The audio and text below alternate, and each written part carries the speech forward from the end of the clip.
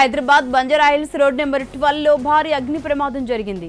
GRK భవనంలోని software కంపెనీలో భారీగా మంటలు ఎగసిపడుతున్నాయి. భవనంలో 4 మహిళా ఉద్యోగులు చిక్కుకున్నట్లుగా తెలుస్తోంది.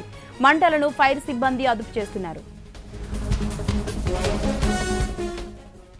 ఏపీ సచివాలయంలో తరలింపు రైట్ దీనికి సంబంధించిన మరిన్ని డీటెయిల్స్ ప్రవీణ్ అందిస్తారు. ప్రవీణ్ చెప్పండి, ఎప్పుడు ఈ ప్రమాదం జరిగింది, పరిస్థితి ఏ విధంగా ఉంది ఇప్పుడు?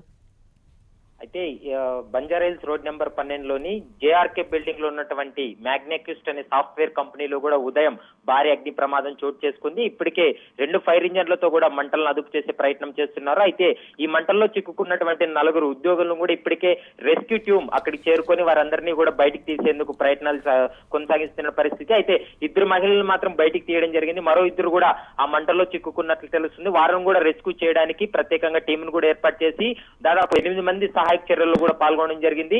అయితే ప్రధానంగా ఈ యొక్క ఘటన మాత్రము షార్ట్ సర్క్యూట్ వల్ల జరిగింది అనేది కూడా పోలీసులు ఒక ప్రాథమిక నిర్ధారణకు రావడం జరిగింది.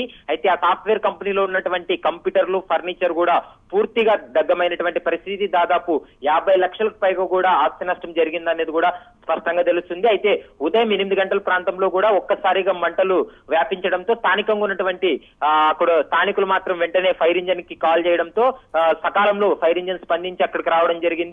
ఇప్పటికే దాదాపు 50 లక్షలకు పైగా కూడా ఆస్తి నష్టం జరిగినట్లు పోలీసులు ఒక నిర్ధారణకు రావడం జరిగింది. పోలీసులు, రెవెన్యూ అధికారులు, తర్వాత ఫైర్ సిబ్బంది కూడా అక్కడికి చేరుకొని పరిస్థితిని కూడా సమీక్షిస్తున్నారు.